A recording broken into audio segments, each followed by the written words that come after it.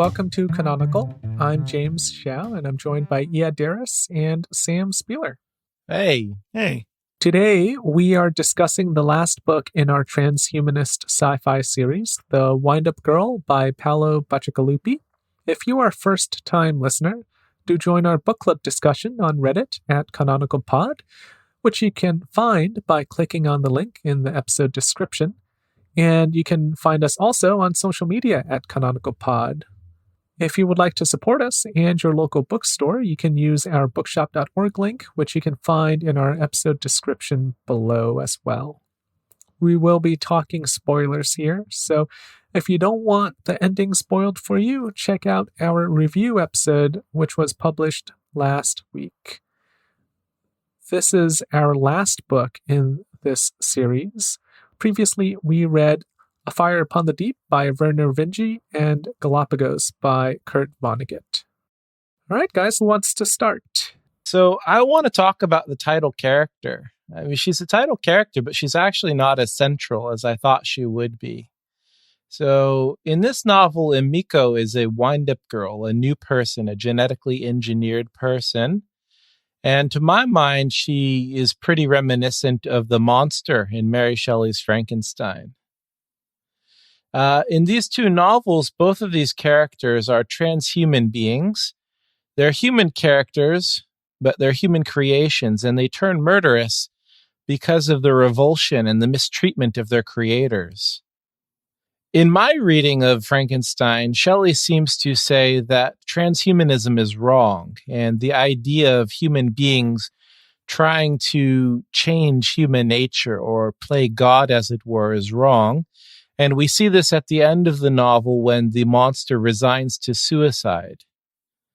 But on the other hand, in the epilogue of The Windup Girl, we see Emiko getting a chance of producing offspring with the help of Gibbons, the American genetic genius. I'm wondering, though, in your mind, do you think that the difference in these two endings show a difference in the attitude towards trans or posthumanism between Shelley and Bacigalupi? From what I remember in Frankenstein, Shelley weighs the morality of playing God against the responsibilities of being that God. And it becomes this kind of philosophical conversation. But here with Bacigalupi, he has nothing but disdain for humans playing God, except around the idea that we might create our own successor, that we might create a true improvement on the original model. Why do you think he has nothing but disdain? Because all the characters seem to be despicable, especially to Emiko. The only character who defends what's going on is the scientist Gibbons, and he's portrayed as a scarred, kind of grotesque figure. Mm-hmm. I think that all the characters we are meant to sympathize with all talk about the ills of genetic modification. That's why I kind of see what Sam is talking about, where I think he does tilt the scales in a way. I'm not sure if I have the same reading as you two. I do think that he is showing us the problems of genetic engineering, but I don't know if he's saying that we should reject it wholesale, but he's just showing us one possible future. I do think that Gibbons is particularly an unsympathetic character, but I don't see his willingness to offer assistance to Emiko to be a negative thing. I think it's a very kind thing, and I'm just wondering if that rescues his character at the end of the novel, in that he's willing to help her in a sincere way, where other people who could have helped her refuse to do so.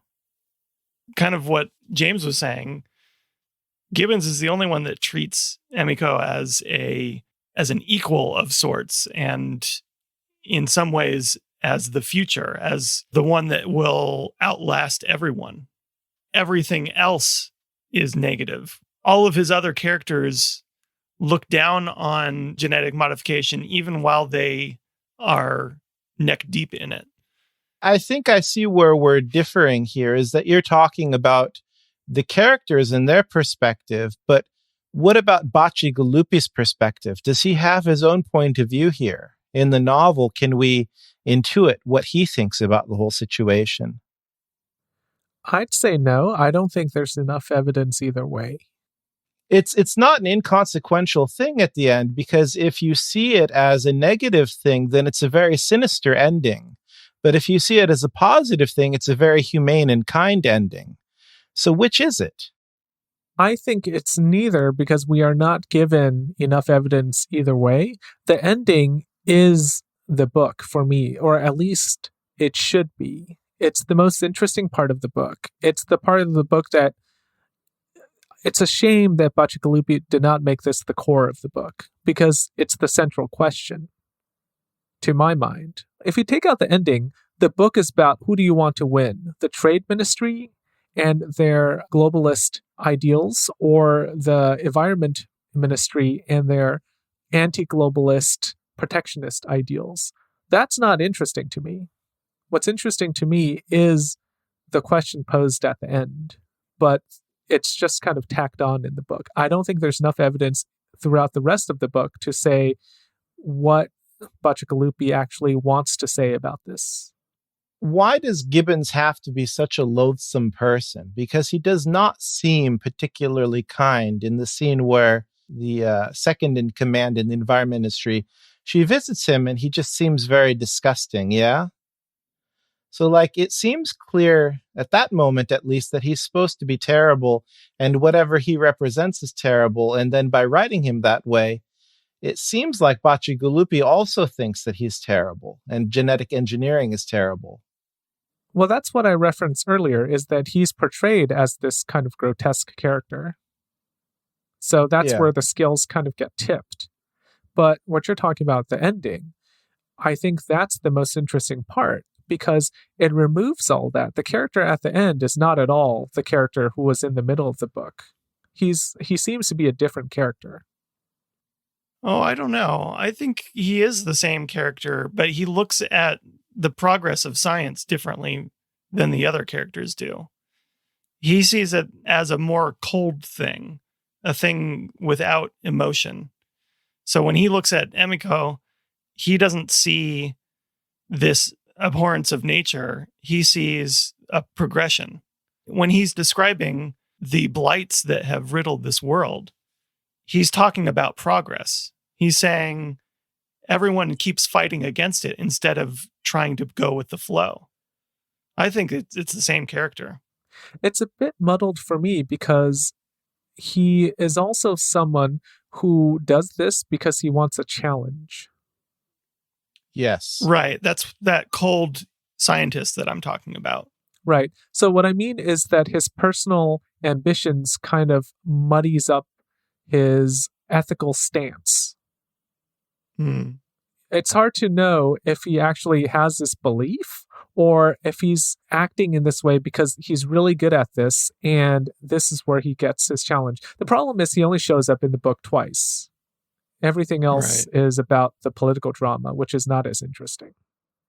Here I want to argue that he's the most genuinely post-human character in the novel, perhaps even more so than Emiko herself, because of his attitude.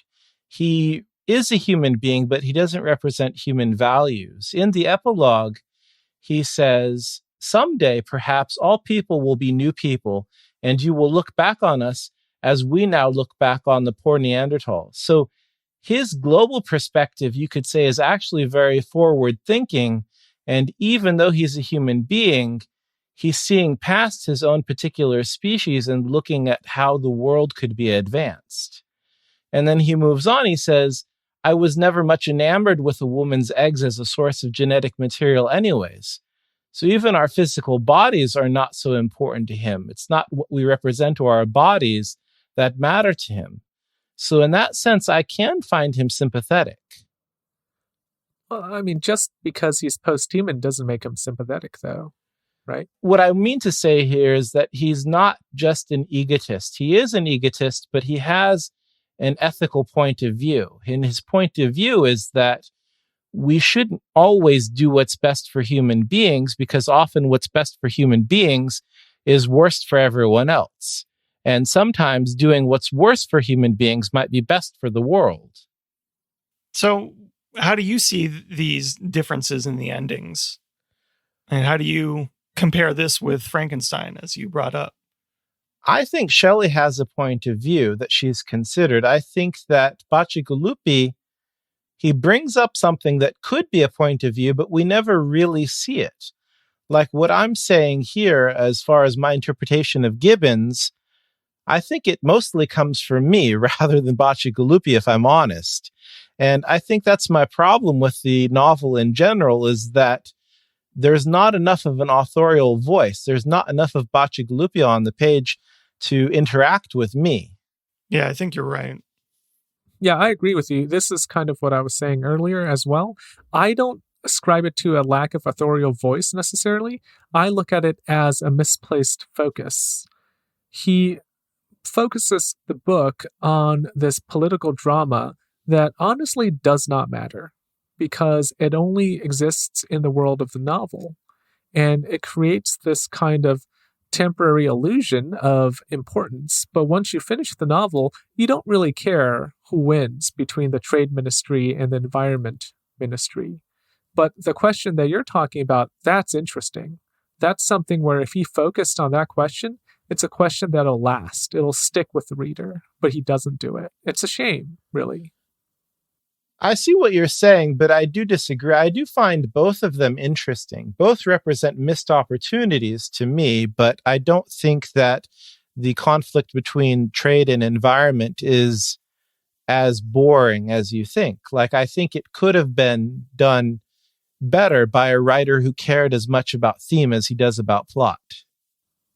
Sure. I guess what I mean by trade and environment, I don't mean those two words as ideas. I mean them as how they are displayed in the book, meaning one political faction versus the other. For me, in the book, it's not really about trade and the environment. It's just about this political faction versus the other political faction. As you said, he didn't delve into it. He doesn't really focus it on the ideas of trade versus the ideas of the environment. Right. It just becomes these political giants hitting each other. Yeah. I mean, it's all about, this person killed that person, which results in violence in the streets, which results in a coup, which results in these boats being brought in and, someone got control of the missiles and all that stuff. And all of that is entertaining, but it obscures or takes attention away from any idea that might be brewing in the novel, unfortunately.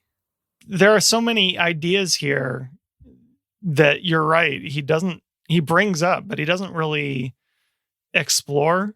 Definitely souls come up quite a bit, but it's all things that you're supposed to extrapolate. It's not in the text itself. Emiko says she has a soul. The other people say she does not have a soul, but soul seems to be both this religious concept, this ephemeral thing that exists in people who have been born rather than made. But that seems like a kind of bullshit concept. And it seems as just as valid as Emiko saying that she has a soul, which then is some kind of central core drive. I don't know what you would even call it. Or it could be both of those things. But he doesn't really explore that either. I mentioned this in the previous episode. This is one of those instances, along with the trade and environment and the question of the scientists' ethics at the end, where it feels like these are all separate stories. The plot has been intertwined, but the ideas haven't. Another interesting branch that didn't really lead to too much, but it's interesting, is the foreigner is the guy who accidentally unleashes a plague. And that just kind of dropped, right? We don't really know what happens to it, the plague. I mean, I assume everyone just kind of escapes unscathed because they all have to leave the city, but we don't know, really. Kaya was going to go and destroy it, but we don't know that she did. Let's talk about her reversal. Like, she kills the woman from the calorie company. Very surprising, kind of feels tacked on. Yes. I agree. And I didn't get a sense that she was that kind of character Right. until all of a sudden it happens. She seemed very deferential. And when she's suddenly put in a position of power, she's still deferential to the ghost of Jaidi. That's the thing that I think was meant to have pushed her over the edge. Throughout the portion of the novel after he dies, she's haunted by his ghost. And his ghost is taunting her for playing both sides. And I think in killing that woman, she is essentially siding with the environment ministry over the trade ministry. So if we're meant to see this as a positive ending, again, I think it's a consequential decision that would seem to be siding with protectionism over globalism. Yeah, it's interesting that you brought up Frankenstein earlier, because I had a similar thing in mind. We see in Emiko an expression of otherness that's not too dissimilar from what we see with Frankenstein's monster. But with Frankenstein, it's a broader, simpler kind of uncanny valley, right? Between real and facsimile, white and not white. There's definitely racial overtones there. But in the Windup Girl, it's complicated by multiple ethnicities, all treating each other awfully, all looking down on Emiko. Even with Anderson, who has some passing acceptance of Emiko, he's still fascinated by her otherness. Every description we have of her, even from within her own mind, is focused on what makes her different. And she sees her differences as ugly and as liabilities until, and even after, to some degree, she recognizes how some of her differences make her beautiful and superior. What's interesting about the Uncanny Valley in these stories to me is not how they reveal the ugliness of the other, but how they reveal the ugliness of ourselves and our treatment of the other. But what does this depiction of the other say about humanity? Is it an accurate view, or is there something missing from this equation? Specifically with the Windup Girl. Is there more of a moral that we can suss out besides othering equals bad? I think that your question here really interacts with the idea of humanism, because the idea that something can be an other and that act of making something into an other is wrong depends on the act of human recognition. If you make something and then you throw it away, that's a valid point of view. If you make a creature and then you throw it away, it might be a different point of view. If you make a human being and you throw it away, that I think most people would say is wrong. So when we make new people, or we make Frankenstein's monsters, when we make any of these things, it really matters if we call them people or not. And it matters if we call them people, then we can't other them, right? Yeah, that's true. So maybe he is asking the question, what makes a person? What makes a human? I mean, in your mind, do you think that the people who say, well, we'll just mulch her, we'll throw her away, are they wrong? Yeah, I think if she can think and act for herself, she'd be able to fend for herself, if not for the people who are holding her leash. I think she's as living and real as anyone else in this book.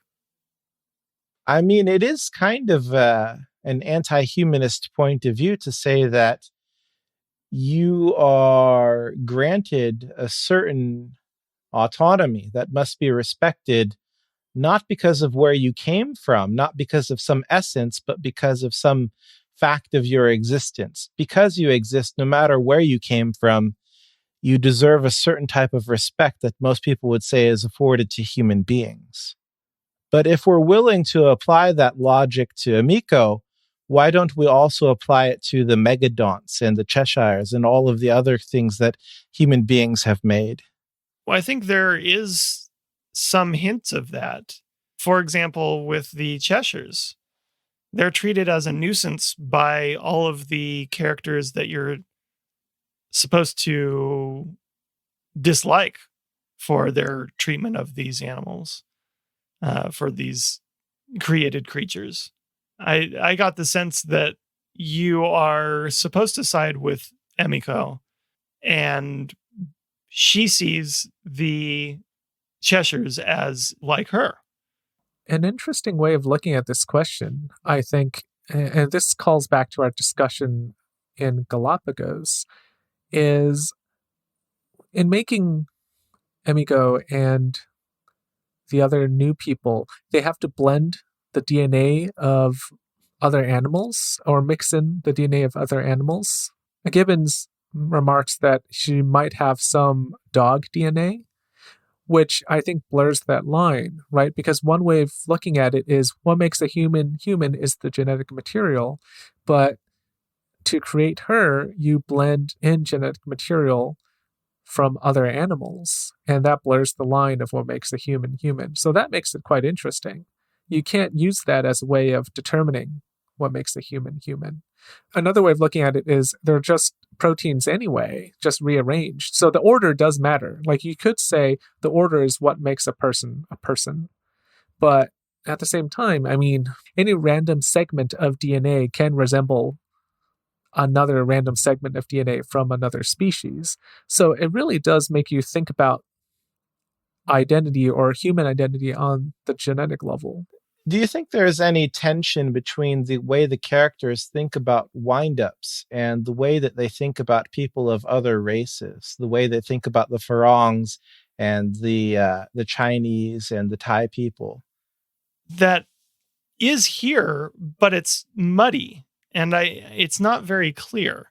And because they all treat each other the same and they all treat Emiko the same, other than Gibbons, that I don't know what he's trying to say about it. Well, the Japanese don't treat her the same. Yeah, true, but she's still an object to them. Yes. She's more clearly defined in their culture. Whereas in Thai culture, and we can't really say about Malaysian culture, so we don't know, but in Thai culture, she's an anomaly. She shouldn't exist. Right. But I don't know that she's any different from another beast of burden. Yes, but I would argue that it's not clearly defined. She is just an unknown that should not be here. Whereas the Japanese in the novel who created her, she's very much defined. They know what she is, they know her role, and even though she's an object, I think she's an object that they understand. Whereas for the Thais, I don't think that they really understand her. And because of that, I don't think they have really defined her. She is similar to the genetically modified seeds. Are there any conclusions that we can reach about the otherness of Emiko when juxtaposed with the treatment of the non-white human characters? For Emiko and the Thai perspective in the novel, there are some clear parallels. Like James was saying, the Thai people in the novel don't see her utility. She just seems like a burden to them and a danger, and so they're very happy to be rid of her. In the same way, I think that they also, at least the protectionist people, like the Environment Ministry people, they also see the foreigners in their country as a burden and a potential liability. So I think that perhaps what Bacigalupi might be saying, although I don't know if this is giving him too much credit, is that this isolationist fear of other people, it stems from a lack of knowledge. It stems from a lack of familiarity with the other. Do you think that the way genetic modification is portrayed here, especially when it comes to plants, is a fair portrayal given what we know about genetic modification today? Because we all talked about how it seems to tip the scales, or at least I did, and I think you guys agreed, that it sort of portrayed it negatively. I mean, there are some major downsides to genetic modification, and we are seeing that. But this is an extreme, obviously. I don't think we see these kinds of things. They're dealing in the book with blights that have been introduced. And you can argue that we have experienced blights that often are because of monoculture. But you could also make the argument that genetic modification is what has saved us from a lot of those blights. Or a lot of starvation. Yes. I mean, it's very tough for us to say whether or not this is fair, because I don't really know exactly what Bacigalupi or the novel's position is. I have my own particular view of GMO crops, and that is that, they exist to solve a problem, but the problem exists because of human reasons. So if we could get rid of that human reason, we wouldn't need them. And I think not using them would be better than using them in that situation. So it's very difficult for me to say yes or no, because they exist in this kind of contingent state where they depend on the outcome of other very complex social institutions. Well, this book mainly focuses on increasing yield. That's the purpose of genetic modification. And also the reintroduction of fruits as like a curiosity, maybe. And the Cheshires, of course, they were bred to be a curiosity. But genetic modification isn't just about feeding people. Like, you can genetically modify, corn to taste sweeter. You can genetically modify something to be more pest resistant. Or it doesn't just have to do with yield, if that makes sense. There are other forms of genetic modification. And I kind of feel like he deals with it on just one level. Genetic modification, when it comes to crops, isn't just about yield. That's true, yes. But I think it is the most exciting and most interesting and most thematically appropriate part of GMO, How much of this book is actually about GMO, and how much of it is about our psychic fear of science intruding into our lives and in how our food is produced? I think it definitely relies on prejudice. It relies on a certain sort of ignorant disdain for playing God. And it has very little to do with what actually exists in the world, and a lot more to do with the way that people are scared of what they don't know about. Yeah, I agree. Again, I don't know if he's taking a stance on this at all. But certainly the Thai people at the end of the novel, their seeds are not genetically modified as far as we know. They're just selected. Every few years, they plant some seeds, they grow some crops, and they save some more seeds to perpetuate their seed bank. I guess we're supposed to take that as the Thais feel that's the way they move forward. They avoid monoculture, they avoid the calorie men. But again, not sure what we're supposed to take away from that. Well, one thing we didn't mention earlier is the image of these monks carrying the seeds out of the monastery. It kind of tips the scales in terms of how maybe we're supposed to view genetic modification, because these untainted seeds are literally relics that the monks are entrusted to care for. So you contrast that with how these other crops are talked about. The crops are mere commodities, whereas these untainted seeds are relics. Monks handling seeds reminds me of Mandel. What's Mandel doing? He's hybridizing peas, right? And he's saying this is what happens when you breed plants. Like, how's that really different from GMOs? It's not that different. If you're breeding corn to look a certain way, you look at pictures of corn from 1,000 years ago, it looks totally different. Like, people who are in favor of GMOs would say that what you're doing is you're accelerating what people have been doing for millennia. And when these monks are replanting seeds, do they pick the seeds that are yielding more rice? If they are, then they are breeding rice.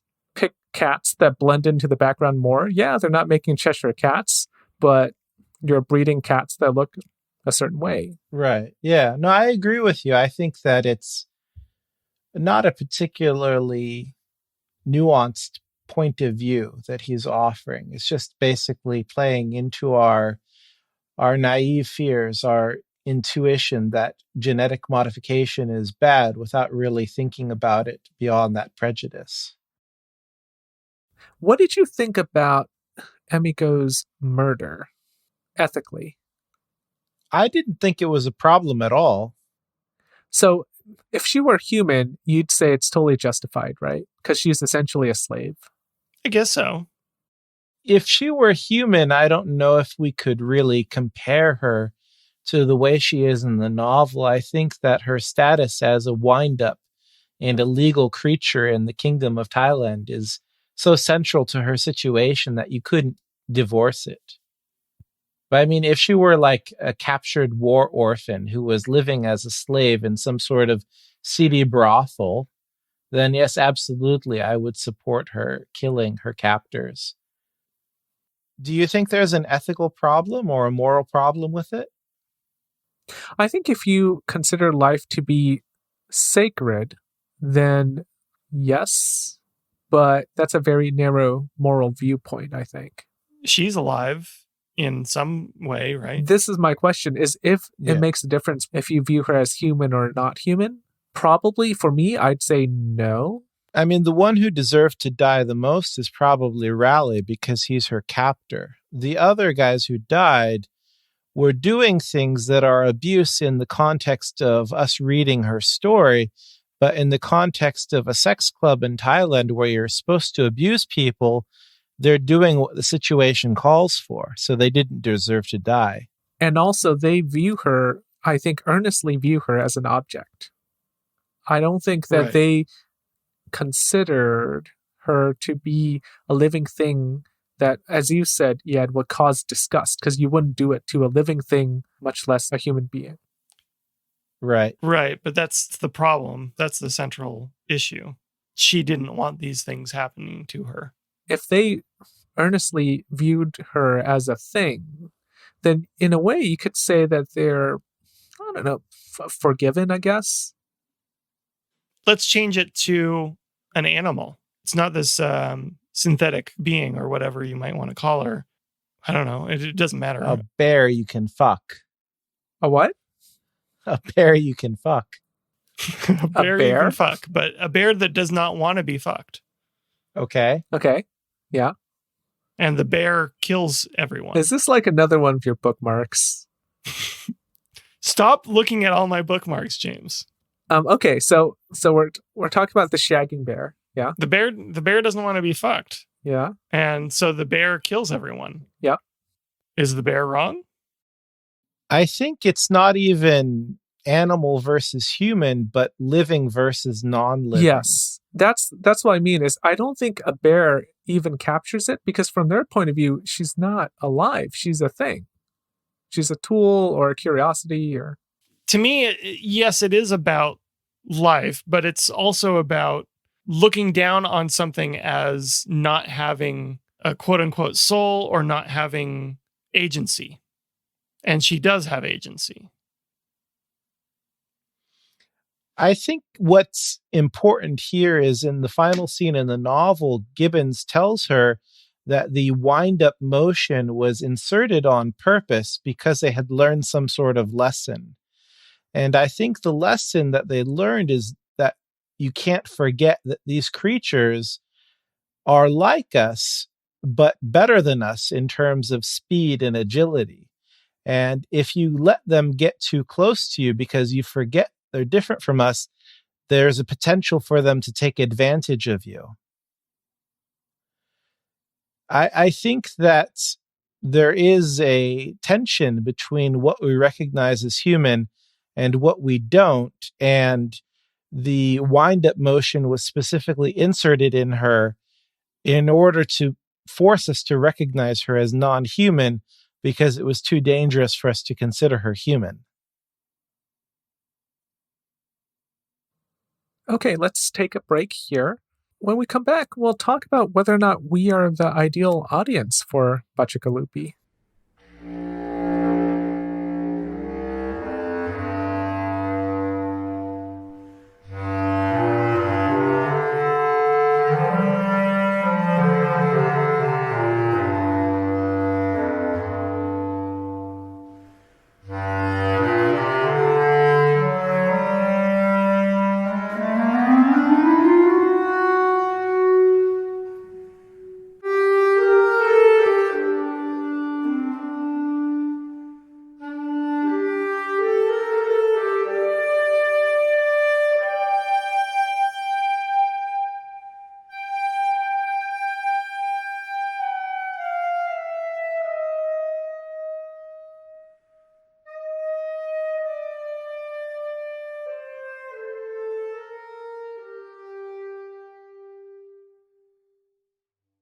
Okay, welcome back. Yeah, do you want to start us off here?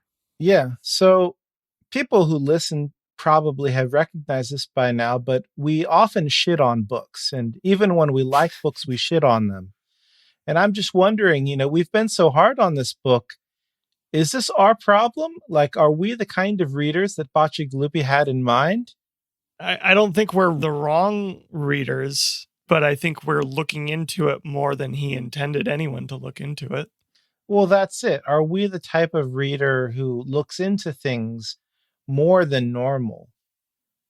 I don't want to pat ourselves on the back too much. I don't know that we're looking into things more than normal so much as he wasn't looking into them enough. Well, there is a kind of media that I think is just meant for consumption, and then there's another type of media that's meant for analysis. And when we talk about this book as being very plot driven and plot centric, I think that that's perfect for a novel that's meant just for consumption.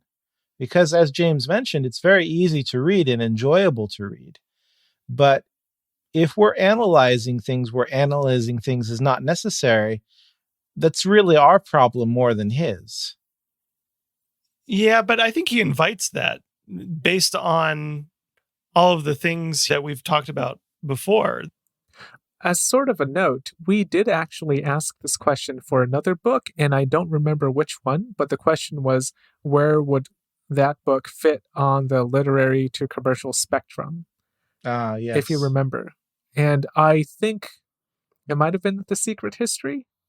Secret History, yeah. Which I loved, but it was kind of light on ideas as well. Not as light as this book. I think that this book, it does introduce ideas, as we've mentioned multiple times now, but it doesn't explore them. So it's probably more commercial than literary. I'd agree with that. But at the same time, to your question, Ed, are we the readers he had in mind? I don't know if we only consume literary books. I know you do in your spare time, but I don't. I certainly read mystery novels and sci-fi novels back before I had kids and had more spare time. I certainly did. So, I mean, yeah, I would say that I'm the reader he had in mind.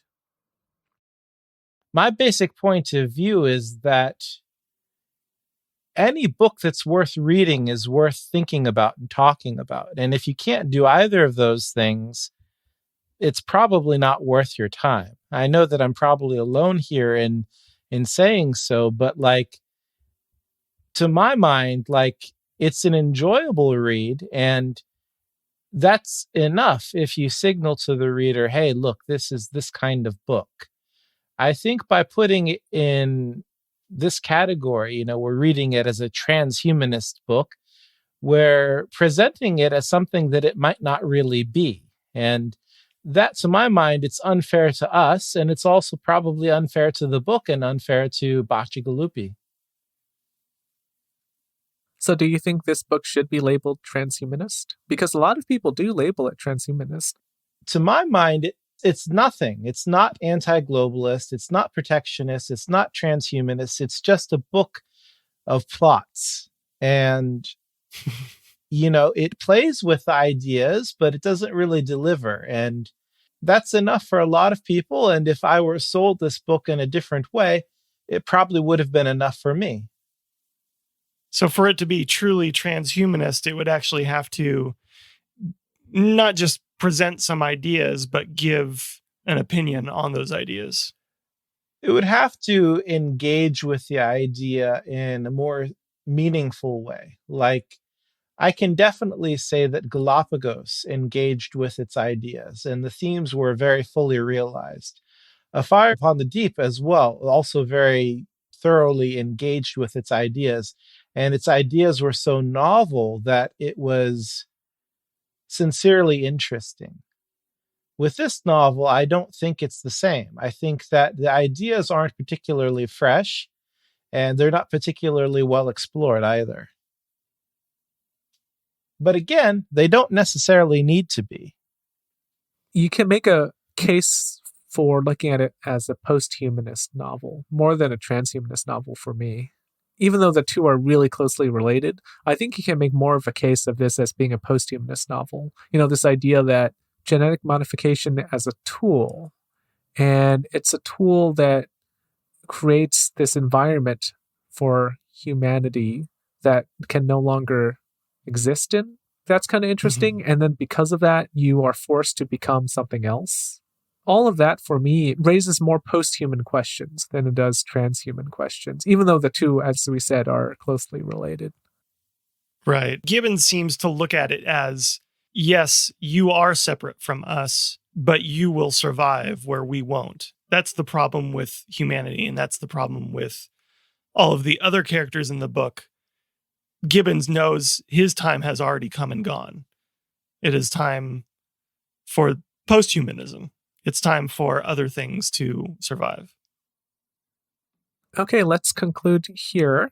Thank you for listening. Next week, we'll talk about all three of the books that we read for this series on transhumanism: Galapagos, Fire Upon the Deep, and this book, The Windup Girl. We've also got an updated reading schedule, which you can find on Reddit at Canonical Pod, where we post threads for our book club discussion every Wednesday. If you would like to talk about the topics we've just discussed, or about posthumanism or transhumanism in general, you can find us there. We'd love to hear your thoughts. Till next time, happy reading. We'll talk to you soon.